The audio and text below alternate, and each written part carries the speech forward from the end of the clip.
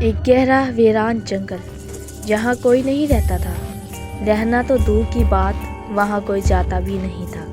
صرف دن میں چلے گئے اگر کام ہوا، ورنہ وہاں جانے سے گریز کیا جاتا تھا۔ اکثر ٹرپ جو جاتے وہ واپس نہیں آتے تھے، وہ راتوں رات وہیں گم ہو جاتے تھے۔ رات کو لگتا تھا کہ جنگل کے درخت بولتے ہیں، وہ باتیں کرتے ہیں اور کچھ عجیب و غریب جاندار وہاں پر رہتے ہیں، مگر سوائے انسان۔ اگر کوئی انسان وہاں بھول سے چلا بھی جاتا تو وہ واپس نہیں آتا تھا۔ جنات کا وہاں بسیرا تھا، ہر طرف روحیں ہی روحیں بھٹکتی ہوئی نظر آتی تھی۔ یا تو کوئی انسان مر جاتا یا پھر پاگل ہو کر ہی واپس لوٹتا، مگر ایک شرط لوٹنے کی یہ تھی کہ وہ پاگل ہو یا پھر مرا ہوا ہو۔ عارف نامی ایک لڑکا جو جنگل میں جانا چاہتا تھا، اس نے جانے کے لیے اپنے دوستوں سے کہا تو دوستوں نے سیدھا منع کر دیا، وہ نہیں جانا چاہتے۔ آخر عارف اکیلا ہی گیا اور اس نے آتے ہی اپنا بیگ پیک کیا اور جنگل کے لیے نکل گیا۔ وہ نہیں جانتا تھا آج اس کے ساتھ کیا ہونے والا ہے، کیا ہوگا اور کیا نہیں ہوگا۔ خیر وہ ڈر کو دور کرتے ہوئے آگے نکلتا گیا۔ اسے ڈر محسوس ہو رہا تھا کیونکہ وہاں کوئی پرندہ نہیں تھا سوائے الو کے۔ وہ بہت ڈرا ہوا تھا کہ اچانک وہ رکا اور دیکھا کہ اس کے چاروں طرف درخت تھے۔ وہ نہ جانے چلتا چلتا کہاں پہنچ گیا۔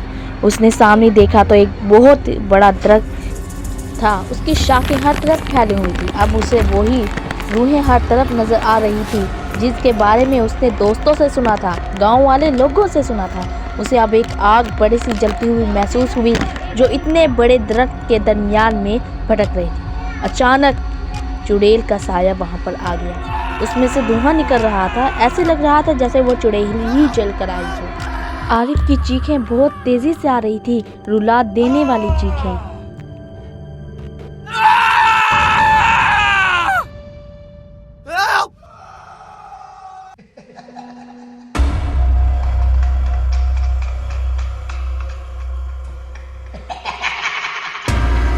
اور پھر بالکل سناٹا ہو گیا، جیسا کچھ ہوا ہی نہیں تھا، اور روزانہ ایسا ہی ہوتا۔